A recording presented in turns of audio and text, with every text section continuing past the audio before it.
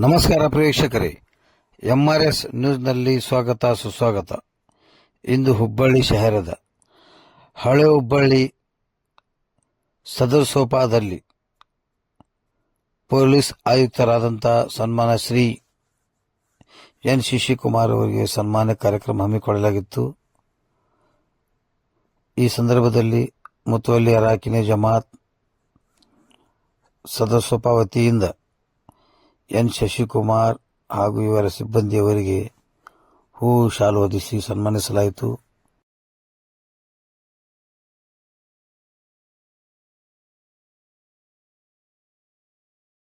ಕೆಲಸ ನಮ್ಮೆಲ್ಲ ಅಧಿಕಾರಿಗಳು ಮಾಡಿದ್ದಾರೆ. ಇಲ್ಲಿ ರಾಘವೇಂದ್ರ ಕೂಡ ಕೇಸಸ್ ಮಾಡಿದ್ದಾರೆ, ಅಲ್ಲಿ ಎಳ್ಳೂರು ಕೂಡ ಕೇಸಸ್ ಮಾಡಿದ್ದಾರೆ. ಧಾರವಾಡದಲ್ಲಿ ಒಟ್ಟು ಸುಮಾರು 120-130 ಜನರನ್ನ ಗಾಂಜಾ ಮಾರಾಟ ಮಾಡ್ತಿರುವಂಥವ್ರು ಒರಿಸ್ಸಾದಿಂದ, ರಾಜಸ್ಥಾನದಿಂದ, ಮಹಾರಾಷ್ಟ್ರದಿಂದ, ಆಂಧ್ರ ಪ್ರದೇಶದಿಂದ, ಬೆಂಗಳೂರಿಂದ ತಗೊಂಬಂದು ಮಾರ್ತಿದ್ದವ್ರನ್ನ ಹಗಲು ರಾತ್ರಿ ಹುಡುಕಿ ಎಲ್ಲಿದ್ದಾರೆ ಅಂತ ಹುಡುಕಿ ಕೇಸ್ ಮಾಡಿದ್ಮೇಲೆ ನಿಮಗೆ ಅನ್ನಿಸ್ತಾ ಇದೆ, ಓ ಗಾಂಜಾ ಮೇಲೆ ಏನೋ ಮಾಡ್ತಾ ಇದ್ದಾರೆ ಅಂತ. ಆಮೇಲೆ ಗಾಂಜಾ ಉಪಯೋಗ ಮಾಡ್ತಾರಲ್ಲ ಹುಡುಗರು, ಹೆಚ್ಚಿನ ಸಂಖ್ಯೆಯಲ್ಲಿ ಹುಡುಗರು, ಅವ್ರಗಳ ಮೇಲೆ ಏನಾದರೂ ಕ್ರಮ ತಗೋಬೇಕು ಅಂತಂದಾಗ ನಾವು ಒಂದು 2-3 ಡ್ರೈವ್ ಮಾಡಿದ್ವಿ, ಒಂದು 2-3 ವಾರ ಭಾಳ ಕಷ್ಟಪಟ್ಟು.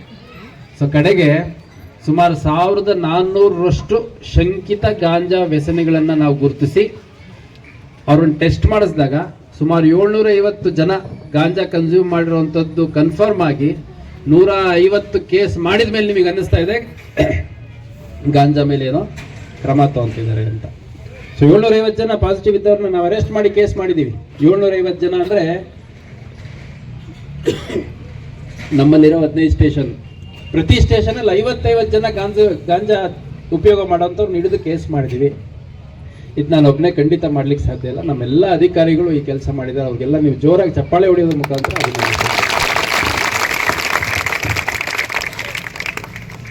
ಮಾಡಿದ್ವಿ.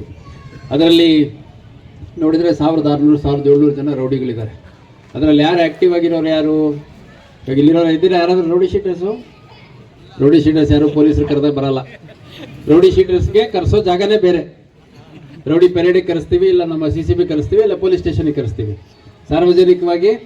ಸಾರ್ವಜನಿಕರು ಯಾರು ಕಾನೂನು ಪಾಲನೆ ಮಾಡಿಕೊಂಡು ಕಷ್ಟಪಟ್ಟು ದುಡ್ಕೊಂಡು ಧೈರ್ಯವಾಗಿ ಎದೆ ಉಬ್ಬಿಸ್ಕೊಂಡು ಓಡಾಡ್ತಾರೆ, ಅವ್ರು ಮಾತ್ರ ಪೊಲೀಸರು ಕರೆದಾಗ ರಸ್ತೆಯಲ್ಲಿ ಬೇಕಿದ್ರು ಬಂದು ನಿಲ್ಲಕ್ಕೆ ರೆಡಿ ಇರುವಂಥವ್ರು. ನಂತರ ಯಾರ್ಯಾರು ಚಾಕು ಹಾಕಿದ ಪ್ರಕರಣ ಇತ್ತು, ಚೂರಿ ಹಾಕಿದ ಪ್ರಕರಣ ಇತ್ತು, ಮಚ್ಚು ಹಿಡ್ಕೊಂಡು ಹೊಡೆದಿದ್ದ ಪ್ರಕರಣ ಇತ್ತು, ಸುಮಾರು ಒಂದು 15-16 ಪ್ರಕರಣಗಳು ಯಾವ್ಯಾವ ನಡೆದು, ಸಣ್ಣ ಪ್ರಕರಣ ನಡೆದ್ರು ಕೂಡ ಅದರಲ್ಲಿ ಸುಮಾರು ಒಂದು 150-200 ಜನ ರೌಡಿ ಶೀಟರ್ಸ್ನ ನಾವು ಅರೆಸ್ಟ್ ಮಾಡಿ ಒಳಗೆ ಕಳಿಸಿದ ಮೇಲೆ ಜನಕ್ಕೆ ಅನ್ನಿಸ್ತು ರೌಡಿ ಶೀಟರ್ ಮೇಲೆ ಕ್ರಮ ತಗೊಂತಿದ್ದಾರೆ, ಹುಷಾರಾಗಿರಬೇಕು ಅಂತ. ಸೊ ಅದಕ್ಕೂ ಕೂಡ ನಮ್ಮೆಲ್ಲ ಅಧಿಕಾರಿಗಳಿಗೆ ನೀವು ಅಭಿನಂದನೆ ಸಲ್ಲಿಸಲೇಬೇಕು. ಬಹಳಷ್ಟು ಜನ ಮೀಟರ್ ಬಡ್ಡಿಯಿಂದ ನೊಂದವರಿದ್ರು. 50,000 ಇಸ್ಕೋತಾರೆ, 10 ವರ್ಷದಿಂದ ಕಟ್ತಾನೆ ಇದ್ದಾರೆ ದುಡ್ಡು. ಅಸಲು 50,000 ಇದ್ದೇ ಇದೆ, ಅದ್ರ ಜೊತೆಗೆ ಬಡ್ಡಿ 2-3 ಲಕ್ಷ ಬೆಳೆದಿದೆ. ಇಂಥ ಪ್ರಕರಣಗಳು ನಾವು ಗುರುತಿಸ್ಬಿಟ್ಟು ನಮ್ಮ ಕಮಿಷನರೇಟಲ್ಲಿ ಸುಮಾರು ಒಂದು 23-24 ಪ್ರಕರಣ ದಾಖಲು ಮಾಡಿ ಒಂದು 50 ಜನನ್ನ ಯಾರು ಮೀಟರ್ ಬಡ್ಡಿ ವ್ಯವಹಾರ ಮಾಡ್ತಾರೆ ಅಂತವ್ರು ಹಿಡಿದು ಒಳಗೆ ಹಾಕಿದ ಮೇಲೆ ಗೊತ್ತಾಯ್ತು ಪೊಲೀಸರು ಮೀಟರ್ ಬಡ್ಡಿ ಮೇಲೆ ಕ್ರಮ ತಗೊಂತಾರೆ, ಹುಷಾರಾಗಿರ್ಬೇಕು ಅಂತ. ಸೊ ಇವಾಗ ಮೀಟರ್ ಬಡ್ಡಿ ಕೊಟ್ಟಂತವ್ರು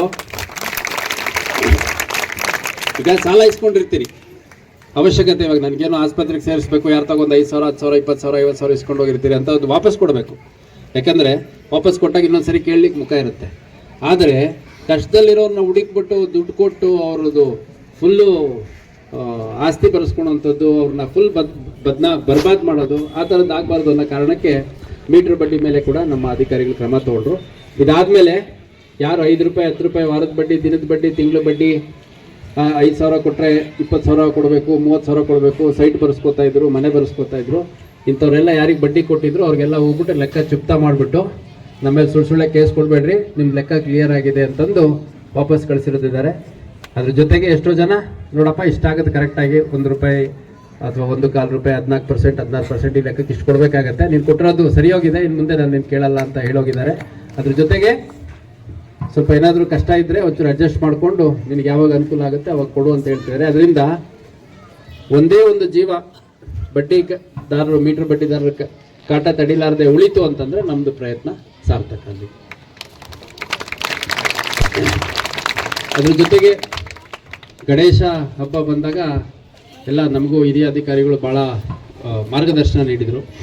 ಎಲ್ಲ ಚುನಾಯಿತ ಪ್ರತಿನಿಧಿಗಳು, ಸ್ಥಳೀಯ ಶಾಸಕರಿರ್ಬೋದು, ಕೇಂದ್ರ ಸಚಿವರಿರ್ಬೋದು, ಅಂಜುಮನ್ ಸಮಿತಿ ಅಧ್ಯಕ್ಷರುಗಳಿರ್ಬೋದು, ಎಲ್ಲ ಮಸೀದಿ ಕಮಿಟಿ ಅಧ್ಯಕ್ಷರು, ಎಲ್ಲ ಗಜಾನನ ಸಮಿತಿ ಅಧ್ಯಕ್ಷರು, ಪ್ರತಿಯೊಬ್ಬರು ಕಾರ್ಪೊರೇಟ್ರು ಯಾರ್ಯಾರಿದ್ದಾರೆ ಎಲ್ಲರೂ ಈ ವರ್ಷ ಅತ್ಯಂತ ಶಾಂತಿಯುತವಾಗಿ ಆಗಬೇಕು ಅನ್ನೋಂಥ ಒಂದು ನಿರ್ಣಯವನ್ನು ಮನಸ್ಸಲ್ಲೇ ಮಾಡಿಕೊಂಡ್ರು. ಯಾಕೆಂದರೆ ಪೊಲೀಸ್ ಇಲಾಖೆ ಬಹಳ ಕಷ್ಟಪಟ್ಟು ಕೆಲಸ ಮಾಡ್ತಾ ಇದೆ. ಅವ್ರಿಗೆ ನಾವು ನಮ್ಮ ಕಡೆಯಿಂದ ಏನಾದರೂ ಒಂದು ಕೊಡುಗೆ ಕೊಡೋಣ, ನಮ್ಮ ಕಡೆಯಿಂದ ಏನಾದರೂ ಒಂದು ಸಹಕಾರ ಮಾಡೋಣ ಅಂತಂದು ಪ್ರತಿಯೊಬ್ಬರು ಸಹಕಾರ ಮಾಡಿದ್ದಕ್ಕೆ ಒಂದೇ ಒಂದು ಸಣ್ಣ ಘಟನೆ ಕೂಡ ನಡೆದಲ್ಲೇ ಹುಬ್ಳಿ ಧಾರವಾಡದಲ್ಲಿ ಗೌರಿ ಗಣೇಶ ಮತ್ತು ಈದ್ ಮಿಲಾದ್ ಹಬ್ಬದ ಪ್ರೊಸೆಷನ್ ಯಶಸ್ವಿಯಾಗಿ ಮುಕ್ತಾಯ ಆಗಿದೆ.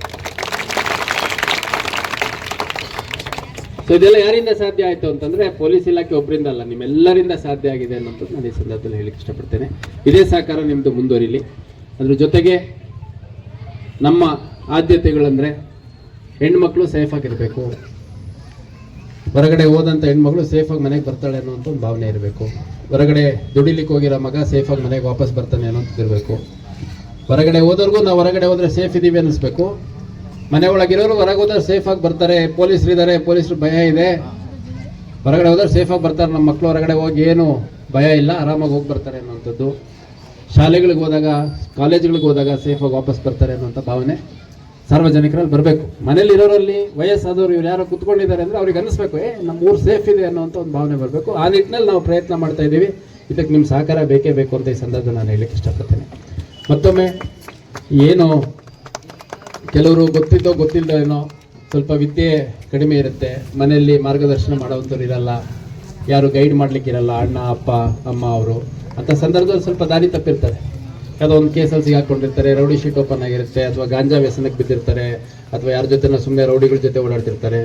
ಅಂಥವ್ರಿಗೆ ಅಟ್ಲೀಸ್ಟ್ ಇವಾಗ ಹೇಳ್ತಿದ್ದೀವಲ್ಲ ನಾವು ಈ ಕೆಲಸ ಮಾಡಬೇಡಿ ಅಂತ, ಇವಾಗಾದರೂ ಕೇಳಿ ಒಳ್ಳೆ ದಾರಿಗೆ ಬನ್ನಿ, ನಿಮ್ಮನ್ನು ಒಳ್ಳೆ ದಾರಿಗೆ ಕರ್ಕೊಂಡು ಹೋಗೋ ಜವಾಬ್ದಾರಿ ನಮ್ಮದು. ನಿಮ್ಮಲ್ಲಿ ರೌಡಿ ಶೀಟ್ ಇದೆಯಾ, ನಿಮ್ದು ಆ್ಯಕ್ಟಿವಿಟಿ ಇಲ್ವಾ, ನಿಮ್ಮ ರೌಡಿ ಶೀಟ್ ಕ್ಲೋಸ್ ಮಾಡಿ ನಿಮಗೆ ಮರ್ಯಾದೆ ಕೊಡಿಸೋ ಕೆಲಸ ನಮ್ಮದು. ಆದರೆ ಅದಕ್ಕೇನು ಅವಶ್ಯಕತೆ ಇದೆ ಆ ಪ್ರಕಾರ ನೀವು ನಡ್ಕೋಬೇಕಾಗತ್ತೆ.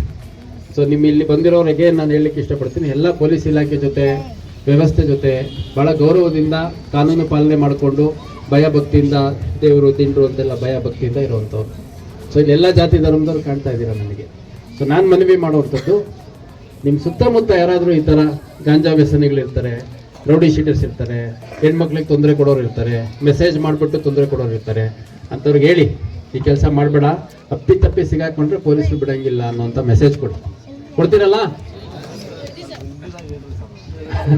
अर्थ आयता कन्नड़ नहीं, सबको आता है, ठीक है, थोड़ा थोड़ा हिंदी में भी बोलेंगे, इतना ज़्यादा हिंदी नहीं आता है. मेरा ये रिक्वेस्ट है सबसे कि जो भी गांजा पीने वाले होंगे या रोडिज्म करने वाले होंगे, उनको बताना कि अभी पुलिस डिपार्टमेंट तुम सबको चांस दे रहा है, अभी बदलो, नहीं तो बहुत मुश्किल होगा. ठीक है, अभी बोलो, हमारे लेडीज जो है आप बोलो, आओ मैं कमिश्नर से मिलाता हूँ, तुम्हारा जो भी है सब खत्म करके अभी ठीक से तो आगे चलने के लिए तैयार है, तो रेडी शर्ट आप बोलना, रोडी शीट मैं क्लोज करा दूंगा, किसी के पास जाने का जरूरत नहीं है. अगर वो अच्छी आपके पेरेंट्स जो है वो आके मेरे ऑफिस में ले आना, अपने बच्चों को बताना कि ये अभी देखो ये रोडी शीटर है, हमें 1 साल टाइम दो, 1 साल में एक भी केस नहीं रहेगा, एक भी लफड़े में नहीं रहेगा, ठीक ठाक ऑटो ड्राइविंग करेगा या कुछ काम करके घर में जिम्मेदार बच्चा बन के रहेगा, तब मैं आके रिक्वेस्ट करता हूँ आपको क्लोज करना. अगर आप कन्विंस्ड है कि इसका रोडी शीट क्लोज करना है, इसको पुलिस वॉच नहीं करना है, तो मैं क्लोज कर दूंगा. आप ही के एरिया में एक इंसिडेंट हुआ था, कोई एक लड़का था जो एक ऑफेंस में इन्वॉल्व था, किसी को मारने का कोशिश किया था, तो बाद में उसको पकड़ने के वक्त और उसका दूसरे जो आरोपी है उनको पकड़ने के वक्त थोड़ा पुलिस के ऊपर असॉल्ट करके बाद में उसको गोली मारा था हमारा पुलिस. तो उसकी पिताजी जो है उनका नाम नहीं याद है मुझे, किसी को याद है? कोई गौस नाम का है, वो 40 साल से होटल में काम कर रहा है, 40 साल से, आज भी एक छोटा घर में रह रहा है. हाँ, एक होटल में काम कर रहा है, आज भी बहुत इज्जत से जी रहा है, पूरा 40 साल में उसको सब मौका था। 40 साल के पहले वो अगर थोड़ा रास्ता बदल के कुछ रोडिज्म करना या कुछ करना होता तो अभी ये मस्जिद से भी बड़ा घर बना लेता।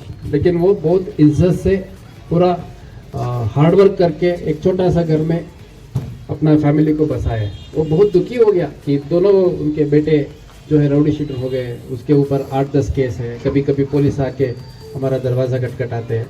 ये सब नहीं होना, हमको इज्जत चाहिए। वो बोला इसको शूट करके मार दो, तो ऐसा कोई भी पेरेंट्स नहीं बोलना। सब पेरेंट्स बोलना अगर कोई रास्ता गुम गया है तो बोलना हम ठीक करा देंगे, हमारा जो धार्मिक मुखंड है, लीडर्स है, उनके पास साथ लेके जाएंगे। और ये थोड़ा टाइम तो ये ठीक हो गया तो उसका रोडी शीट क्लोज करना, ऐसा आके खुद पेरेंट्स पूछना, ठीक है। तो और मैं और एक दो चीज़ रिक्वेस्ट करना चाहता हूँ। अभी जो है डॉक्टर बाबा साहेब अम्बेडकर 3 इश्यूज पे बोला है, तीन बातें बोला है। ಶಿಕ್ಷಣ, ಹೋರಾಟ, ಸಂಘಟನೆ। ಶಿಕ್ಷಣ ಅಂದರೆ ಎಜುಕೇಷನ್, ಸಂಘಟನೆ ಅಂದರೆ ಆರ್ಗನೈಸೇಷನ್, ಹೋರಾಟ ಅಂತಂದರೆ ಎಜಿಟೇಷನ್, ಸ್ಟ್ರಗಲ್, ಪ್ರೊಟೆಸ್ಟ್। ಅಂದರೆ ಬಾಬಾ ಸಾಹೇಬ್ ಹೇಳೋದು ಶಿಕ್ಷಣ ಒಂದು ಕರೆಕ್ಟ್ ಆಗಿದ್ದರೆ ನಮ್ಮ ಭವಿಷ್ಯ ನಾವೇ ಬದಲಾಯಿಸ್ಕೋಬೋದು ಅಂತ ನೋಡಿ। ನಾನು ಹೇಳಲಿಕ್ಕೆ ಇಷ್ಟಪಡ್ತೀನಿ, ಇಲ್ಲೆಲ್ಲ ಸ್ವಲ್ಪ ದೊಡ್ಡವರಿದ್ದೀರಿ, ಮಕ್ಕಳು ಜಾಸ್ತಿ ಬಂದಿಲ್ಲ।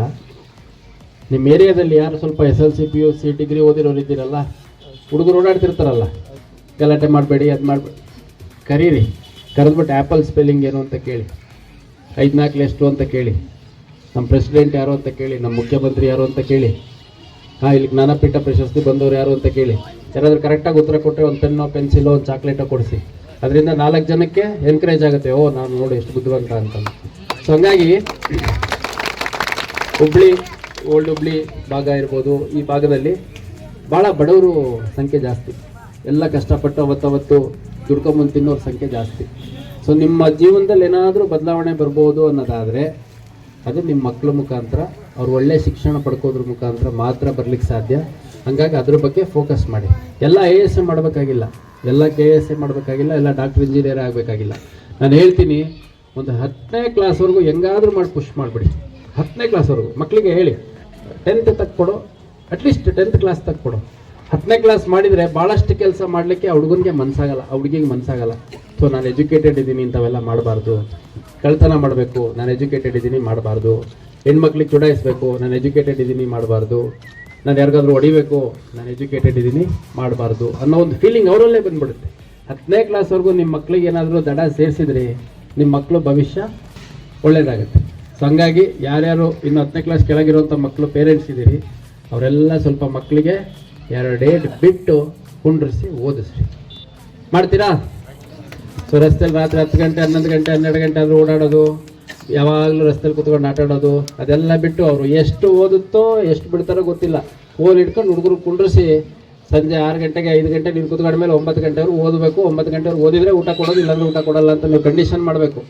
ನಾಳೆ ದಿನ ನಿಮ್ಮ ಹುಡುಗ ಇಂಜಿನಿಯರ್ ಆದರೆ, ಡಾಕ್ಟರ್ ಆದರೆ, ಅಥವಾ ಒಳ್ಳೆ ಯಾವ್ದಾದ್ರು ಕೆಲಸಕ್ಕೆ ಹೋದರೆ, ಕಾನ್ಸ್ಟೇಬಲ್ ಆದರೆ, PSI ಆದರೆ, ನನಗೆ ಯಾರಾದರೂ ದುಡ್ಡು ಕೊಡ್ತೀರಾ? ಇಲ್ಲಿವ್ರಿಗೆ ಯಾರು ಮುಖಂಡರಿದ್ದಾರೆ ಇವ್ರಿಗೆ ಕೊಡ್ತೀರಾ? ಯಾರಿಗೂ ಕೊಡಲ್ಲ, ನೀವೇ ದುಡಿಸ್ಕೊಂಡು ತಿನ್ನೋರು, ನಾಳೆ ದುಡಿದ್ರೆ ಅವ್ರು ನಿಮಗೆ ಮಾಡೋದು।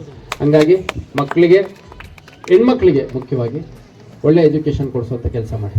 ನಾನು ಈ ಸಂದರ್ಭದಲ್ಲಿ ಹೇಳಲಿಕ್ಕೆ ಇಷ್ಟಪಡ್ತೀನಿ, ಭಾಳ ಬುದ್ಧಿವಂತರು ಇರ್ತಾರೆ, ಯಾರು ಸ್ವಲ್ಪ ಹಿಂದುಳಿದ ಪ್ರದೇಶದಿಂದ, ಬಡವ್ರ ಮನೆಗಳಿಂದ, ಜಾಸ್ತಿ ಪಾಪ್ಯುಲೇಷನ್ ಇರುವಂಥ ಡೆನ್ಸಿಟಿಯಿಂದ ಬಂದಿರೋಂಥ ಮಕ್ಕಳು ಬುದ್ಧಿವಂತಿರ್ತಾರೆ। ಯಾಕೆಂದರೆ ಅವ್ರಿಗೆ ಆಟೋ ಫಾಸ್ಟಾಗಿ ಬಂದಾಗ ಏನು ಮಾಡಬೇಕು ಅಂತ ಗೊತ್ತು, ಸೈಕಲ್ ಯಾರೋ ಫಾಸ್ಟಾಗಿ ಬಂದಂದರೆ ಏನು ಮಾಡಬೇಕು ಗೊತ್ತು, ಮಳೆ ಬಂದಾಗ ಯಾವ ರೀತಿ ಮನೆ ಒಳಗೆ ನೀರು ನುಗ್ದಾಗ ಮಾಡಬೇಕು ಗೊತ್ತು, ಚರಂಡಿ ನೀರು ಜಾಸ್ತಿ ಆಯಿತು ಅಂತಂದರೆ ಎಲ್ಲಿ ಕಟ್ಟಬೇಕು ಅಂತ ಗೊತ್ತು, ಅಂಗಡಿಗೆ ಹೋಗಿ ತರಕಾರಿ ತರೋದು ಗೊತ್ತು, ಹಣ್ಣು ತರೋದು ಗೊತ್ತು, ರೇಷನ್ ತರೋದು ಗೊತ್ತು, ಏನಾದರೂ ಒಂದು ಪ್ರಾವಿಷನ್ ಸ್ಟೋರ್ಗೆ ಹೋಗಿ ತರೋದು ಗೊತ್ತು, ಗಾಡಿ ಪಂಚರ್ ಆದರೆ ಹೋಗಿ ಪಂಚರ್ ಹಾಕ್ಸ್ಕೊಂಬರೋದು ಗೊತ್ತು।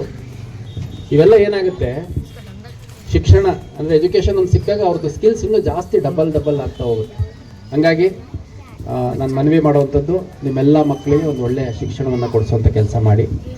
ಯಾರು ಕೆಟ್ಟ ದಾರಿಲಿ ಹೋಗ್ತಾ ಇದ್ದಾರೆ, ತಪ್ಪು ದಾರಿಲಿ ಹೋಗ್ತಿದ್ದಾರೆ, ಅವ್ರನ್ನ ಸರಿ ದಾರಿಗೆ ತರುವಂಥ ಕೆಲಸ ಮಾಡಿ। ಇದಕ್ಕೆ ನಮ್ಮ ಪೊಲೀಸ್ ಇಲಾಖೆ ನಿಮ್ಮ ಜೊತೆ ಸಹಕಾರ ಮಾಡುತ್ತೆ, ಆ ಕೆಲಸ ಆಗಬೇಕು। ಮತ್ತು ಹುಬ್ಬಳ್ಳಿ, ಧಾರವಾಡ ಎರಡು ಹೆಸರು ಕೇಳಿದರೆ ನಿಮಗೆ ಗೊತ್ತಿಲ್ಲ ನಿಮ್ಮ ಊರಿಗೆ ಎಷ್ಟು ಕಿಮ್ಮತ್ತಿದೆ, ಎಷ್ಟು ಬೆಲೆ, ಎಷ್ಟು ಗೌರವ ಇದೆ ಅಂತ। ನೀವು ಬೆಂಗಳೂರಿಗೆ ಹೋಗಿ ನಾವು ಹುಬ್ಳಿ ಮಂದಿ ಅಂತ ಹೇಳ್ರಿ, ಓ ಹುಬ್ಳಿನಾ ಅಂತ ಸ್ವಲ್ಪ ಹುಬ್ಬೆ ಏರಿಸ್ಬಿಟ್ಟು ಓ ಹುಬ್ಳಿ ಜನ ಅಂತ, ಹುಬ್ಳಿಯವರು ಅಂತ. ಅಷ್ಟು ಮರ್ಯಾದೆ ಇದೆ ಹೊರಗಡೆ. ನೀವು ಡೆಲ್ಲಿಗೆ ಹೋಗಿ, ದುಬೈಗೆ ಹೋಗಿ, ಅಥವಾ ನೀವು ಅಮೇರಿಕಕ್ಕೆ ಹೋಗಿ, ಲಂಡನ್ಗೆ ಹೋಗಿ, ನಾನಿಂಥ ಜಾತಿ, ನಂದು ಇದು ಕ್ವಾಲಿಫಿಕೇಷನ್ನು, ನಮ್ಮಪ್ಪ ಇಂಥವ್ರು, ನಮ್ಮ ಏರಿಯಾ ಅಂಥದ್ದು, ಅಥವಾ ನನಗಿಷ್ಟು ದುಡ್ಡಿದೆ, ಇಂಥ ಕಾರಿದೆ, ಯಾವುದು ಹೇಳೋದು ಬೇಡ. ನಾವು ಹುಬ್ಳಿ ಧಾರವಾಡದವ್ರು ಅಂತ ಹೇಳಿದರೆ ನಿಮ್ಗೆ ಏನು ಕಿಮ್ಮತ್ತು ಸಿಗಬೇಕು ಅದು ಸಿಕ್ಕೇ ಸಿಗುತ್ತೆ. ನೋಡಿ, ಸಿದ್ಧಾರೂಢರು, ಸಂತ ಶಿಶುನಾಳ ಶರೀಫ್ರು, ಆ ಕಡೆ ದಾರಾಮೇಂದ್ರಿ ಅವರು, ಈ ಕಡೆ ಸುಧಾಮೂರ್ತಿ ಅವರು, ಅದೇ ರೀತಿ ಭಾಳಷ್ಟು ಜನ ಏನು ಊರಿಂದ ಕಿಮ್ಮತ್ತು ಜಾಸ್ತಿ ಮಾಡಿದಾರಲ್ಲ, ಎಲ್ಲರ ಕೈಲೂ ಆಗಲ್ಲ ಕಿಮ್ಮತ್ತು ಜಾಸ್ತಿ ಮಾಡೋವಂಥದ್ದು. ಆದರೆ ಕಿಮ್ಮತ್ತು ಕಡಿಮೆ ಮಾಡ್ಕೊಂಡಾಗ ಉಳಿಸ್ಕೊಳ್ಳೋವಂಥದ್ದು ಎಲ್ಲರ ಕೈಲಿರುತ್ತೆ. ಆ ಕೆಲಸ ನೀವು ಮಾಡಬೇಕು. ಮಾಡ್ತೀರಲ್ಲ? ಸೊ ನಾನು ಹೇಳಿದ್ದು ಎಷ್ಟು ಅರ್ಥ ಆಯಿತು ಅಲ್ಲ ಗೊತ್ತಿಲ್ಲ. ಅರ್ಥ ಆಯ್ತಾ? ದೊಡ್ಡ ಎಲ್ಲ ಅರ್ಥ ಆಯ್ತು. तो 6 बजे को आने वाला था, मैं 10 बज रहा है, फिर भी इतना देर वेट करके सब पुलिस डिपार्टमेंट से जो हम आए हैं हमारे बात रखने के लिए एक मौका दिया. जो भी ये प्रोग्राम ऑर्गेनाइज करने में कोशिश किए हैं उन सबको मैं अपनी तरफ से और पूरा मेरा डिपार्टमेंट की तरफ से बहुत बहुत ज़्यादा शुक्रिया देना चाहता हूँ. और भी आएंगे कभी. ये इतना बंदोबस्त किया, ये एक आदमी भी हमें ईद को बुला के कुछ नहीं खिलाया. हाँ, ईद के लिए दुआ दें आपके लिए सब लोग. ಅಲ್ಲ ನಾನು ಭಾಳ ಕಡೆ ಬಿರಿಯಾನಿ, ಮಟನ್, ಚಿಕನ್ ಎಲ್ಲ ತಿಂದಿದ್ದೀನಿ. ಈ ಮುಸ್ಲಿಮ್ರು ಮನೆ ಬಿರಿಯಾನಿ ರುಚಿ ಯಾವುದು ಮೀರ್ಸಕ್ಕೆ ಸಾಧ್ಯ ಇಲ್ಲ. ಆ ಬಿರಿಯಾನಿ ಒಂದು ಕಡೆ ಇರಲಿ, ಅದಕ್ಕಿಂತ ಹೆಚ್ಚಾಗಿ ಆಮೇಲೆ ಖೀರ್ ಮಾಡ್ತಾರೆ, ಸಣ್ಣ ಸಾವಿಗೆಯಲ್ಲಿ ಖೀರ್ ಮಾಡ್ತಾರೆ. ಅದಕ್ಕೆ ಏನು ಹೇಳ್ತಾರೆ ಗೊತ್ತಿಲ್ಲ. ನಮ್ಮ ತಂದೆಯವರು ವಕೀಲರಿದ್ರು ಚಿತ್ರದುರ್ಗದಲ್ಲಿ. ಮನೆಗೆ ಯಾವ್ದಾದ್ರು ಇನ್ವಿಟೇಷನ್ ಬಂದರೆ ಆ ಇನ್ವಿಟೇಷನ್ಗಳಲ್ಲಿ ನಾವು ಮಾರ್ಕ್ ಮಾಡಿ ಇಟ್ಕೋತಿದ್ವಿ. ಮುಸಲ್ಮಾನರು ಯಾವ್ದಾದ್ರು ಬಂದರೆ ಪಕ್ಕಾ ಮಿಸ್ ಮಾಡ್ದಲ್ಲೇ ಹೋಗ್ಬೇಕು ಅಂತ. ಸ್ಕೂಲ್ಗೆ ಹೋದ್ರೂ ಅವತ್ತು ಹಾಲಿಡೇ ಇಲ್ಲ ಅಂತಂದ್ರೆ ಮಧ್ಯಾಹ್ನ ಬ್ರೇಕ್ ಇರ್ತಿತ್ತಲ್ಲ, ಅವಾಗ ಬಂದ್ಬಿಟ್ಟು ಊಟ ಮಾಡ್ಕೊಂಡು ಹೋಗ್ತಾ ಇದ್ವಿ. ಸೊ ಎಲ್ಲ ಕಷ್ಟಪಟ್ಟು ದುಡಿತೀರಿ. ಸ್ವಲ್ಪ ಫೋಕಸ್ ಇಟ್ಕೊಂಡು ನಿಮ್ಮ ಕುಟುಂಬ, ನಿಮ್ಮ ಸುತ್ತಮುತ್ತಲ ಮನೆ, ನಿಮ್ಮ ಸಮುದಾಯದ ಬಗ್ಗೆ ಸ್ವಲ್ಪ ಫೋಕಸ್ ಮಾಡಿದರೆ, ಸ್ವಲ್ಪ ಹಿರಿಯರು ಏನು ಹೇಳ್ತಾರೆ ಆ ಮಾತು ಕೇಳಿದರೆ ಖಂಡಿತ ಭಾಳ ಒಳ್ಳೆಯದಾಗುತ್ತೆ. ಈಗ ಇಲ್ಲಿ ಕಮಿಷನರ್ ಚಿತ್ರದುರ್ಗದವರು ಇಲ್ಲಿ ಬಂದು ಕಮಿಷನರ್ ಆಗಿದ್ದಾರೆ. ನಮ್ಮವರು ಇವರು ಬೆಳಗಾವಿ ಅವರು ಬಂದು ಇಲ್ಲಿ DCP ಆಗಿದ್ದಾರೆ. ರಾಘವೇಂದ್ರ ಅವರು ನಿಮ್ಮದು ಬೆಳಗಾವಿ ಅವ್ರು ಬಂದು ಇಲ್ಲಿ ಇನ್ಸ್ಪೆಕ್ಟರ್ ಆಗಿದ್ದಾರೆ. ಅಟ್ಲೀಸ್ಟ್ ಇನ್ನೊಂದು 5-10 ವರ್ಷದ ನಂತರ ಇಲ್ಲಿ ಕಮಿಷನರು ಹುಬ್ಳಿಯವರೇ ಇರಬೇಕು, ನಿಮ್ಮ ಏರಿಯಾದಿಂದನೇ ಹೋಗಿರ್ಬೇಕು. ಇಲ್ಲಿ ಬೇರೆ ಊರು ಚಿತ್ರದುರ್ಗದವನಿಗೆ ಕರೆದಿಷ್ಟು ಗೌರವ ಸನ್ಮಾನ ಮಾಡ್ತಿದ್ದೀರಿ ಅಂಥದ್ದು ಇಲ್ಲೇ ಇದೆ. ಯಾವುದೋ ಒಂದು ಗಲ್ಲಿಯಿಂದ ಒಬ್ಬ ಹುಡುಗ ನಾಳೆ ದಿನ SP ಆಗಿ, DC ಆಗಿ, ಕಮಿಷನರ್ ಆಗಿ ಬಂದರೆ ನಿಮಗೆಷ್ಟು ಹೆಮ್ಮೆ ಇರುತ್ತೆ. ಅದು ಯಾರು ಮಾಡಬೇಕು? ನೀವುಗಳೇ ಪ್ರಯತ್ನ ಮಾಡಬೇಕು, ನಿಮ್ಮ ಮಕ್ಕಳ ಮುಖಾಂತರನೇ ಮಾಡಿಸ್ಬೇಕು. ಇವಾಗ ನಿಮ್ದು ಎಷ್ಟು ಏಜು? ಜೋರಾಗಿ ಅಂತಿದ್ದೀರಿ. ಎಷ್ಟು ಏಜ್ ನಿಮಗೆ? ನಿಮಗೆ ನಿಮಗೆ ನಿಮಗೆ ನಿಮಗೇನಲ್ಲ, ಅವರಿಗೆ ನಿಮ್ಮದು ಕರೆಗ. ಸೊ ಈ ಏರಿಯಾಗಳಿಂದ ಭಾಳಷ್ಟು ಜನ ನಾಳೆ ದಿನ ಇಂಜಿನಿಯರ್ಗಳಾಗಬೇಕು, ಡಾಕ್ಟರ್ಗಳಾಗಬೇಕು, ಟೀಚರ್ಗಳಾಗಬೇಕು, ಒಂದು ಫ್ಯಾಕ್ಟ್ರಿ ಮಾಡೋವಂಥವ್ರಾಗಬೇಕು, ಒಂದು ಇಂಡಸ್ಟ್ರಿ ಮಾಡೋವಂಥವ್ರಾಗಬೇಕು, ಒಂದು ಹೋಟೆಲ್ ಇಂಡಸ್ಟ್ರಿ ಮಾಡೋವಂಥವ್ರಾಗಬೇಕು, IAS, IPS, KS, PS ಎಲ್ಲ ಮಾಡೋವಂಥವ್ರಾಗಬೇಕು. ಸೊ ಅದಾದರೆ ಅಟ್ಲೀಸ್ಟ್ ನೀವು ಇಷ್ಟು ಜನ ಸೇರ್ಕೊಂಡಿದ್ದಕ್ಕೆ ಯಾರಾದರೂ ಒಬ್ಬರಾದ್ರೂ ನಾವಿಲ್ಲಿ ಬಂದು 1 ಗಂಟೆ 2 ಗಂಟೆ ಸ್ಪೆಂಡ್ ಮಾಡಿ ನಿಮಗೆ ಮಾತಾಡಿ ನೀವು 3-4 ಗಂಟೆ ಕಾದಿದ್ದಕ್ಕೆ ಸಾರ್ಥಕತೆ ಸಿಗುತ್ತೆ. ಮಾಡ್ತೀರಾ? ಸೊ ಯಾರ್ಯಾರ ಮಕ್ಳಿಗೆ PSI ಮಾಡೋಕ್ಕೆ ಇಂಟ್ರೆಸ್ಟ್ ಇದೆ ಕೈ ಎತ್ತಿ. ಎಲ್ಲ PSI ಎಲ್ಲ ಫುಲ್ಲು. ಇಷ್ಟೋ ಜನ ಒಂದೇ ಕಡೆಯಿಂದ PSI ಆಗ್ಬಿಟ್ರೆ ಕ್ವಶನ್ ಪೇಪರ್ ಔಟ್ ಆಗಿದೆ ಅಂದ್ಕೊಂಡ್ಬಿಡ್ತಾರೆ. ನಿಮಗೆ ಗೊತ್ತಿರಲಿ, ರಾಜಸ್ಥಾನದಲ್ಲಿ ಕೆಲವು ಹಳ್ಳಿಗಳಲ್ಲಿ, ರಾಜಸ್ಥಾನ ಗೊತ್ತಲ್ಲ, ಮರಳುಗಾಡು, ಇಲ್ಲಿರುವಂಥ ಯಾವ ಸ್ಕೂಲು ಇಲ್ಲ, ಇಲ್ಲಿರುವಂಥ ಯಾವ ರಸ್ತೆಗಳಿಲ್ಲ, ಏನೂ ಇಲ್ಲ. ಒಂದೊಂದು ಹಳ್ಳಿಗಳಲ್ಲಿ 20-30 ಜನ IAS, IPS ಮಾಡ್ಕೊಂಡಿದ್ದಾರೆ. ತಮಿಳ್ನಾಡಲ್ಲಿ ಕೆಲವು ಹಳ್ಳಿಗಳಲ್ಲಿ, ಒಂದೊಂದು ಹಳ್ಳಿಗಳಲ್ಲಿ 15-20 ಜನ IAS, IPS ಮಾಡ್ಕೊಂಡಿದ್ದಾರೆ. ಎಲ್ಲೋ ಒಂದು ರಿಮೋಟ್ ಏರಿಯಾದಲ್ಲಿದ್ದು ಮಾಡ್ಕೊಳ್ಲಿಕ್ಕೆ ಅವ್ರಿಗೆ ಸಾಧ್ಯ ಅಂತಂದರೆ ಹುಬ್ಳಿಲಿದ್ದೀರಿ ನೀವು, ನಿಮಗೆ ಸಾಧ್ಯ ಅಲ್ವಾ? ಸೊ ಅಟ್ಲೀಸ್ಟು ಇನ್ನೊಂದು 5-10 ವರ್ಷ ಬಿಟ್ಟು, ನಾನು ಇನ್ನೊಂದು ಎಷ್ಟು ತಿಂಗಳು, 1 ವರ್ಷ 2 ವರ್ಷ ಕೆಲಸ ಮಾಡಿದ್ಮೇಲೆ ನಮ್ಮದು ಟ್ರಾನ್ಸ್ಫರ್ ಆಗುತ್ತೆ, ಪ್ರಮೋಷನ್ ಆಗುತ್ತೆ. ಅಟ್ಲೀಸ್ಟ್ ಒಂದು 5 ವರ್ಷ ಬಿಟ್ಟು ಯಾವುದಾದ್ರೂ ಒಂದು ಈ ಥರ ಕಾರ್ಯಕ್ರಮ ಇದ್ದಾಗ ನೀವು ಕರೆದುಬಿಟ್ಟು ಬನ್ನಿ ಸರ್, ನಮ್ಮಲ್ಲಿ ಇದ್ದ ಹುಡುಗ ಒಬ್ಬ ನೀವು ಬಂದಾಗ SLC ಓದ್ತಾ ಇದ್ದ, 7 ವರ್ಷ ಆಯಿತು, ಇವಾಗ IAS ಮಾಡ್ಕೊಂಡಿದ್ದಾನೆ ಅಂತ ನನ್ನ ಕೈಲಿ ಅವನಿಗೆ ಸನ್ಮಾನ ಮಾಡಿಸುವಂಥ ದಿನ ಇಲ್ಲಿ ಬರಲಿ ಅಂತ ನಾನು ಆಶಿಸ್ತೀನಿ.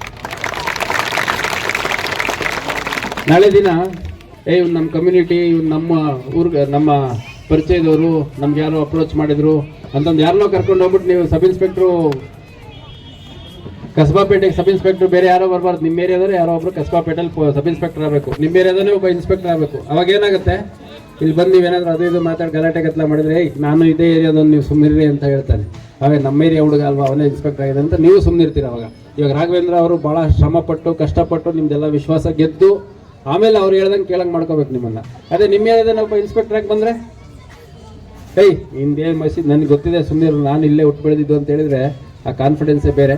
ಇವಾಗ ನೋಡಿ, ನಾವು ಕರ್ನಾಟಕದವ್ರು ಆಗಿರೋದ್ರಿಂದ ನಮಗೆ ಕರ್ನಾಟಕ ನಮ್ಮೂರು ಅನ್ನೋಂಥ ಭಾವನೆ ಇರುತ್ತೆ. ನಿಮಗೂ ಸ್ವಲ್ಪ ಬೇಗ ಕನೆಕ್ಟ್ ಆಗಿಬಿಡ್ತೀರಿ. ಅದನ್ನ ಮೀರಿ ಕೂಡ ಭಾಳಷ್ಟು ಜನ ಒಳ್ಳೊಳ್ಳೆ ಆಫೀಸರ್ಸು ಇಲ್ಲಿ ಬೇರೆ ರಾಜ್ಯಗಳಿಂದ ಬಂದು ತಮ್ಮ ಸೇವೆ ಕೊಟ್ಟಿರುವಂಥದ್ದು ತಾವು ನೋಡಿದ್ದೀರಿ. ಲಾಭರಾಮ್ ಸರ್ ಅಂತಿದ್ರು, ಅವರು ರಾಜಸ್ಥಾನದಿಂದ ಬಂದ್ಬಿಟ್ಟು ಇಲ್ಲಿ ಕೆಲಸ ಮಾಡಿ ಪ್ರತಿಯೊಬ್ಬರಿಗೂ ಗೊತ್ತು. ಅಲೋಕ್ ಕುಮಾರ್ ಸರ್ ಇದ್ದಾರೆ, ನಮ್ಮ ಪ್ರವೀಣ್ ಸೂದ್ ಸರ್ ಇದ್ರು, ಇವಾಗ ನಮ್ಮ DG ಇದ್ದಾರೆ, ನಮ್ಮ ADG ಇದ್ದಾರೆ. ಭಾಳಷ್ಟು ಜನ ಎಲ್ಲೇ ಬಂದಾಗ ಒಳ್ಳೆ ಕೆಲಸ ಮಾಡ್ಲಿಕ್ಕೆ ಪ್ರಯತ್ನ ಮಾಡ್ತಾರೆ. ಕಡೆ ಸಿಬ್ಬಂದಿಯಿಂದ ಹಿಡಿದು ಪ್ರತಿಯೊಬ್ಬರು ಒಳ್ಳೆ ಕೆಲಸ ಮಾಡ್ಲಿಕ್ಕೆ ಪ್ರಯತ್ನ ಮಾಡ್ತಿರ್ತಾರೆ. ಎಲ್ಲರಿಗೂ ಆಗಲ್ಲ, ಕೆಲವು ಸಂದರ್ಭದಲ್ಲಿ ಸ್ವಲ್ಪ ಸಂದರ್ಭ ಎಡವಟ್ಟಾಗ್ಬಿಡುತ್ತೆ ಅಲ್ವಾ. ಇವತ್ತು ಯಾವುದೋ ಒಂದು ಇನ್ಸಿಡೆಂಟ್ ಆಯಿತು, ಇದು ಬೇರೆ ಸಂದರ್ಭದಲ್ಲಿ ಆಗಿದ್ರೆ ಭಾಳ ದೊಡ್ಡದಾಗಿ ಹೈಲೈಟ್ ಆಗೋದು. ಹಾಗಾಗಿ ಎಲ್ಲದಕ್ಕಿಂತ ಮುಖ್ಯವಾಗಿ ಇನ್ನೊಂದು ವಿಷಯ, ಸೋಷಿಯಲ್ ಮೀಡಿಯಾದಲ್ಲಿ ಎಲ್ಲೋ ಯಾವನೋ ಕುತ್ಕೊಂಡ್ಬಿಟ್ಟು ಒಂದು ಮಸೀದಿ ಮೇಲೆ ಒಂದು ಹಿಂದೂ ದೇವ್ರದ್ದು ವಿಗ್ರಹ ಇದು ಪೋಸ್ಟ್ ಹಾಕ್ಬಿಡ್ತಾನೆ, ಯಾವುದೋ ಒಂದು ದೇವಸ್ಥಾನದ ಮೇಲೆ ಒಂದು ಇಸ್ಲಾಂ ಧರ್ಮದ ಯಾವುದೋ ಒಂದು ಸಿಂಬಲ್ ಹಾಕ್ಬಿಡ್ತಾನೆ. ಅವಾಗ ಏನೋ ಆಗ್ಬಿಡ್ತು ಅಂತ ನಾವು ರೆಸ್ಪಾಂಡ್ ಮಾಡಬಾರ್ದು. ಈಗ ನಮ್ಮ ಜುಟ್ಟು ನಮ್ಮ ಕೈಲಿ ಇರಬೇಕಲ್ಲ. ಯಾವನೋ ಎಲ್ಲೋ ಕುತ್ಕೊಂಡು ನಿಮಗೆ ಪ್ರಚೋದನೆ ಮಾಡಿದಾಗ ನೀವು ಹಾರಾಡ್ತೀರಿ ಕುಣಿದಾಡ್ತೀರಿ ಅನ್ನೋದಾದ್ರೆ ನಿಮ್ಮ ಜುಟ್ಟು ನಿಮ್ಮ ಕೈಲಿ ಇಲ್ಲ ಅಂತ ಆಯ್ತು. ಯಾವನ ಕೈಲೋ ನಿಮ್ಮ ಜುಟ್ಟು ಕೊಡ್ಲಿಕ್ಕೆ ಇಷ್ಟಪಡ್ತೀರಾ ಹೇಳಿ? ಈ ವಿಷಯ ಹೇಳಬೇಕು. ನಿಮ್ಮ ಜುಟ್ಟು ಇನ್ಯಾವನ ಕೈಲೋ ಇರಬೇಕಾ, ನಿಮ್ಮ ಕೈಲಿ ಇರಬೇಕಾ? ನಿಮ್ಮ ಭವಿಷ್ಯ, ನಿಮ್ಮ ಡಿಸಿಷನ್ಸ್ ನಿಮ್ಮ ಕೈಲಿ ಇರಬೇಕಾ, ಇನ್ಯಾವನ ಕೈಲಿ ಇರಬೇಕು? ಹಂಗಾಗಿ ಮುಂದೆ ಯಾವುದೇ ಸಂದರ್ಭದಲ್ಲಿ ಆ ಥರದ್ದು ಯಾವುದೇ ಒಂದು ಘಟನೆ ಆದಂಥ ಸಂದರ್ಭದಲ್ಲಿ ಗಲಾಟೆ ಗದ್ದಲಕ್ಕೆ ಹೋಗಬೇಡಿ. ಗಲಾಟೆ ಗದ್ದಲ ಫಾರ್ ಟೈಮಿಂಗ್ ಚೆನ್ನಾಗಿರುತ್ತೆ. ಆಮೇಲೆ ಯಾವಾಗ ಕೇಸ್ ಬೀಳ್ತವೆ, ವರ್ಷಗಟ್ಟಲೆ ಕೋರ್ಟಿಗೆ ಅಲಿಬೇಕಾಗತ್ತೆ, ಅವಾಗ ರಿಯಲೈಸ್ ಆಗುತ್ತೆ. ಕೋರ್ಟು ಕಚೇರಿಗೆ ಓಡಾಡಿದ್ರೆ ಯಾರು ಮತ್ತೆ ಉದ್ಧಾರ ಆಗಿಲ್ಲ. ಎಲ್ಲಿ ಭಾಳ ಹತ್ರದಿಂದ ನೋಡಿದಂಗಿದೆ ಯಾರನ್ನಾದ್ರು, ನೀನೇ ಹೋಗಿ ಬಂದಿದ್ದ. ಹಂಗಾಗಿ ಹುಬ್ಬಳ್ಳಿ ಧಾರವಾಡ ಶಾಂತಿಯುತವಾಗಿರೋದ್ರಲ್ಲಿ ನಿಮ್ಮೆಲ್ಲರದು ಕೊಡುಗೆ ಇರುತ್ತೆ. ನಾನೇನು ಮಾಡ್ಲಿಕ್ಕೆ ಸಾಧ್ಯ? ಖಂಡಿತ ಪ್ರತಿಯೊಬ್ಬರು ತಮ್ಮ ಕೈಲಾದ ಮಾಡ್ಲಿಕ್ಕೆ ಸಾಧ್ಯವೇ ಸಾಧ್ಯ. ಇಲ್ಲಿ ಯಾರೋ ಒಬ್ಬ ಏನೋ ಮಾಡಬಾರ್ದು ಮಾಡ್ತಿರ್ತಾನೆ, ಪೊಲೀಸ್ ಸ್ಟೇಷನ್ಗೆ ಫೋನ್ ಮಾಡಿ ಸರ್ ಸ್ವಲ್ಪ ನೋಡಿ ಇಲ್ಲಿ ಅಂತ ಹೇಳಿದ್ರೆ, ನಮ್ಮ ಏರಿಯಾದಲ್ಲಿ ಏನಾದ್ರು ಅದು ಇದು ಮಾಡಿದ್ರೆ ಎಲ್ಲ ಪೊಲೀಸ್ ಸ್ಟೇಷನ್ಗೆ ಹೋಗೋದು ವಿಷಯ, ಯಾಕೆ ಬೇಕು ಸುಮ್ಮನಿರೋಣ ಅಂತಂದು ಒಬ್ಬ ಒಂದು ಸಣ್ಣ ಕೆಲಸ ಮಾಡೋವಂಥದ್ದು ಒಂದು 100 ಜನಕ್ಕೆ ಭಯ ಹುಟ್ಟಿಸುತ್ತೆ. ಹಂಗಾಗಿ ಇಲ್ಲೆಲ್ಲ ಭಾಳ ಜನ ಎಲ್ಲ ಊಟ ಆಯ್ತಾ ಎಲ್ಲರದು? ನಮ್ಮ ಜೊತೆ ಮಾಡೋದಿದೆ. ಬಿರಿಯಾನಿ ಯಾರ ಮನೇಲಿ ರೆಡಿ ಇದೆ ನೋಡಿ, ಬಿರಿಯಾನಿ ಯಾರು ಶೇರ್ ಮಾಡಕ್ಕೆ ರೆಡಿ ಇದೆ. ಸೊ ಆದಷ್ಟು ಬೇಗ ಒಂದು ಒಳ್ಳೆ ರಿಸಲ್ಟ್ಸ್ ನಿಮ್ಮ ಏರಿಯಾಗಳಿಂದ ಬರಲಿ, ಮುಖ್ಯವಾಗಿ ನಿಮ್ಮ ಮಕ್ಕಳ ಕಡೆಯಿಂದ. ಭಾಳಷ್ಟು ಜನ ನೋಡಿ ಹೊರಗಡೆ ಹೋಗಿ ಯೂಟ್ಯೂಬ್ಗಳಲ್ಲಿ ಸುಮ್ಮನೆ ಕೆಲಸಕ್ಕೆ ಬರೋದು ವಿಡಿಯೋ ನೋಡೋದಲ್ಲ.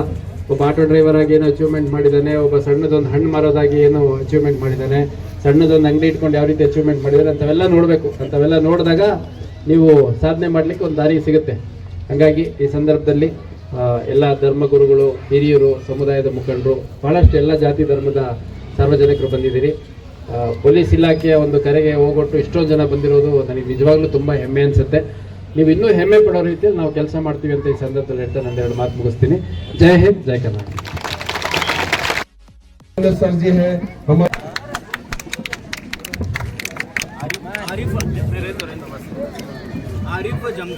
इसी तरह हमारे मोहल्ले के नौजवान आरिफ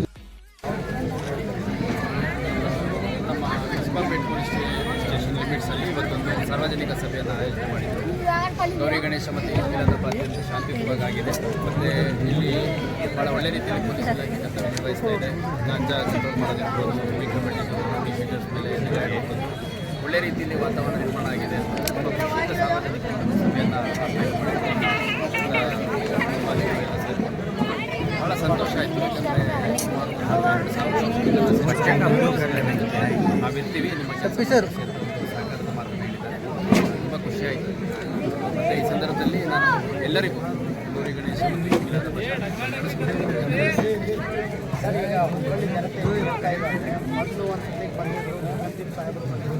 ಆಮೇಲೆ ಬಡಿಗೆ ಸಾಹೇಬರು ಕಂಟ್ರೋಲ್ ಮಾಡಿದ್ರು.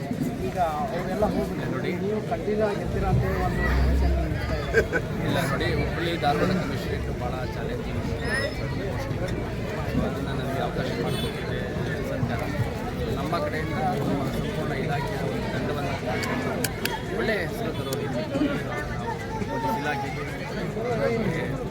ಸಾರ್ವಜನಿಕರಿಗೆ ಮಾಡಬೇಕಾದ ಪ್ರಯತ್ನ ಕ್ವಶನ್ ಏನಿದೆ ಅಂತ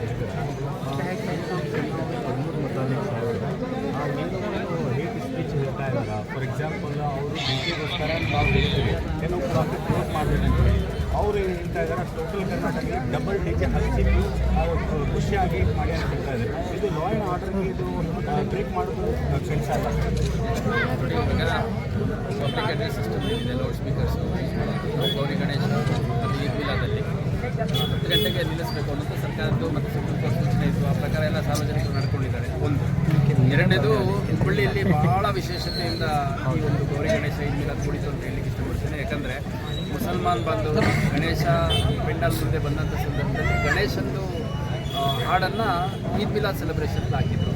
ಅದೇ ರೀತಿ ಗಣೇಶ ಸೆಲೆಬ್ರೇಷನ್ ಮಾಡುವಂಥ ಸಂದರ್ಭದಲ್ಲಿ ಶಾ ಬಜಾರ್ ಹತ್ರ ಗಣೇಶ ಪೆಂಡಾಲ್ ಮತ್ತು ಗಣೇಶ ಹಬ್ಬದ ವಿಸರ್ಜನಾ ಕಾರ್ಯಕ್ರಮದಲ್ಲಿ ಭಾಗಿಯಾಗಿದ್ದಂಥದ್ದು ಒಂದು ಕವಾಲಿ ಹಾಡನ್ನು ಹಾಕಿದ್ರು. ಇದರ ಮುಖಾಂತರ ಅತ್ಯಂತ ಹಿಂದೂ ಮುಸಲ್ಮಾನರೆಲ್ಲ ಸೇರಿಕೊಂಡು ಅತ್ಯಂತ ಶಾಂತಿಯುತವಾಗಿ ಸಹೋದರ ರೀತಿಯಲ್ಲಿ ಬಾಳ್ತಾ ಇದ್ದೀವಿ ಅನ್ನೋಂಥ ಒಂದು ಸಂದೇಶವನ್ನು ಕೊಟ್ಟಿದ್ದಾರೆ. ಅದು ಎಲ್ಲ ಸಾಮಾಜಿಕ ಜಾಲತಾಣಗಳಲ್ಲಿ, ಮಾಧ್ಯಮಗಳಲ್ಲಿ ಕೋಟ್ಯಾಂತರ ಜನರನ್ನು ರೀಚ್ ಆಗಿದೆ.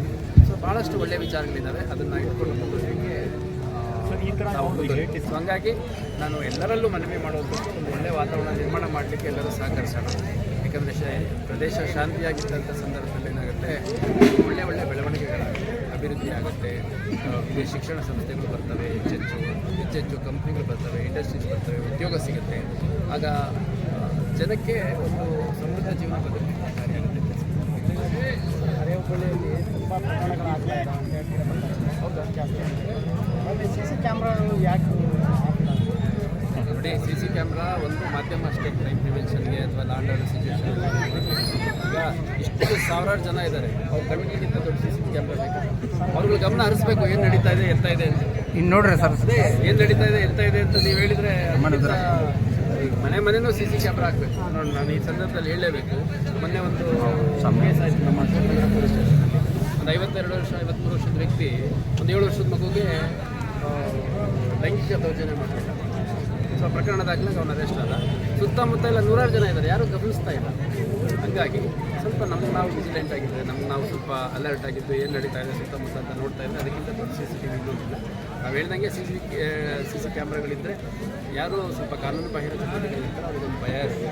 ಟ್ರಾಫಿಕ್ ವೈಲೇಷನಿಂದ ಹಿಡಿದು ಪ್ರತಿಯೊಂದು ಭಯ ಇರುತ್ತೆ. ಅದಕ್ಕೆ ಸ್ಮಾರ್ಟ್ ಸಿಟಿ HDMC ಸೇರಿಕೊಂಡು ನಮ್ಮ ಇಲಾಖೆ ಜಿಲ್ಲಾಡಳಿತ ಜನರಿಗೆ ಹೆಚ್ಚೆಚ್ಚು ಏರಿಯಾಗಳನ್ನು CCTV ಕವರೇಜ್ ತರುವಂಥ ಪ್ರಯತ್ನ ಮಾಡ್ತಾರೆ. ಸರ್, ಇನ್ನೊಂದು ಕ್ವಶನ್ ಇದೆ. ಇದು ನಮ್ಮ ಇಲಾಖೆಯಲ್ಲಿ ಎಲ್ಲ ಅಧಿಕಾರಿ ಮತ್ತು ಸಿಬ್ಬಂದಿಗಳಿಗೆ ಪ್ರತಿಯೊಬ್ಬ ಸಾರ್ವಜನಿಕರ ಜೊತೆ ಅತ್ಯಂತ ಗೌರವಯುತವಾಗಿ ನಡ್ಕೋಬೇಕು ಅನ್ನೋಂಥ ಸಂದೇಶವನ್ನು ಕೊಟ್ಟಿದ್ದೇವೆ, ಮೆಸೇಜನ್ನು ಕೊಟ್ಟಿದ್ದೇವೆ. ಅದನ್ನು ಮೀರಿ ಯಾರಾದರೂ ಅನುಚಿತವಾಗಿ ನಡ್ಕೊಂಡಿದ್ದಾರೆ ಅಂತಂದರೆ ಅವ್ರ ಮೇಲೆ ಕ್ರಮ ಕೂಡ ತೊಗೊಂಡಿದ್ದೀವಿ. ಮೊನ್ನೆ ಯಾವುದೋ ಒಂದು ಕೇಸಲ್ಲಿ ಅವನು ನಮ್ಮ ಸ್ಟಾಫು ಯಾರೋ ಹೋಗ್ಬಿಟ್ಟು ಹೊಡೆದು ಬಂದಿದ್ದ ಅಂತ ಅವನ್ನ ಸಸ್ಪೆಂಡ್ ಮಾಡಿದ್ವಿ.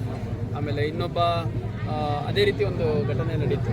ಬಸ್ ಸ್ಟ್ಯಾಂಡಲ್ಲಿ ಇದ್ದವನಿಗೆ 2 ಏಟು ಹೊಡೆದ್ಬಿಟ್ಟು, ಆದರೆ ಅವನ ಉದ್ದೇಶ ಏನಿತ್ತು, ಅಲ್ಲಿ ಹೆಣ್ಮಕ್ಳಿಗೆ ತೊಂದರೆ ಕೊಡುವಂಥದ್ದು, ತುಂಬ ಕುಡಿದು ಪ್ರಜ್ಞೆ ಇಲ್ದಲೇ ಉಚಿತವಾಗಿ ಮಾತಾಡ್ತಿದ್ರು, ಒಂದು 2 ಏಟು ಹೊಡೆದು ಕಳಿಸಿದ್ರು. ಹಾಗಾಗಿ ಸಾರ್ವಜನಿಕರು ಪೊಲೀಸರು ಬಂದು ಮುಗಿಸೋದವರೆಗೂ ಯಾಕೆ ಕಾಯ್ತೀರಿ?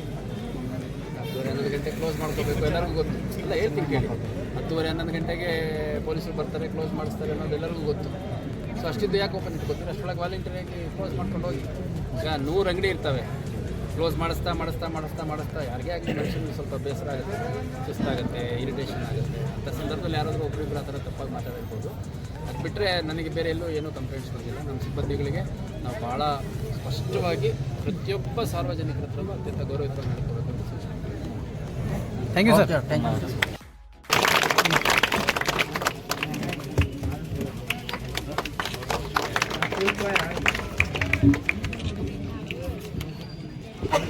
इधर आ बेटा।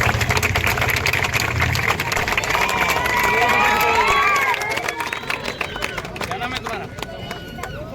रश्मिया। कितने क्लास में हो? हाँ, क्या बनोगे आगे पढ़ के? पढ़ाई करोगे आगे? पुलिस कमिश्नर बनेंगे। बोलिए। बोलो, पुलिस बनेंगे। Police commissioner. क्या बनोगे? तालियां दो सबको। डीसीपी साहब की गुलकुशी और इसी के साथ हमारे कस्बा पेट के इंस्पेक्टर श्री राघवेंद्र और मैं हमारे कमिश्नर साहब से गुजारिश करता हूं कि वो हमारे मुतोली साहब की गुलकुशी करें।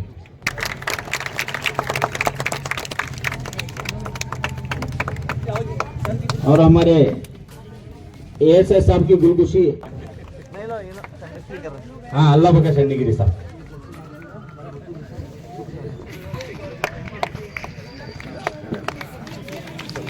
और मैं तमाम